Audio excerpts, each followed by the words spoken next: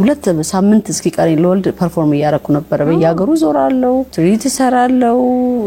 ሙዚካል ኢንስትሩመንት እጫወታለው እና በቃ ልጄ ከእርግዝና ጀምሮ አብራኝ ትራቭል ያረገች ነው እንትን ያለችውና ይሄኛው አክቹሊ 6ኛ አዋርድ ነው ከዚህ በፊት በጣም ብዙ አዋርዶች አግኝቻለሁ mainly from Australia Young Australian of the Year Award የአውስትራሊያ የሰርከስ ኢንዱስትሪ አዋርድ ሃምለን አዋርድ የሚባላል እሱንም ከዩኒቨርሲቲ ደግሞ የአልሙኒ አዋርድ አግኝቻለሁ ከተማርኩበት ዩኒቨርሲቲ ብዙ ጊዜ ሴቶች ያባታቸውን ሮል ሞዴል ለሚያገቡት ይባላል ምንም ሆነ ምን ለወንድም ለሴትም ልጅ የሚወስዱት ነገር አለ ካንቺ እናትም ብትሆን የራሷ ሆቢ ቢኖራት ራሷ ቤት ውስጥ ብትሆን ክሬት የምታደርገው ነገር ቢኖራት ግን የምትለው በቃ ማስበው ነገር አለ ብላ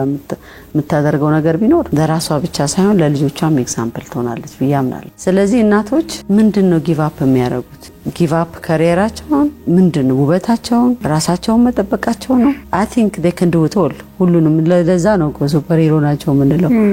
ማድረግ ይችላሉ ግን ሰፖርት ይፈልጋሉ ፓርትነራቸውን ሰፖርት ይፈልጋሉ ልጅንም ደግሞ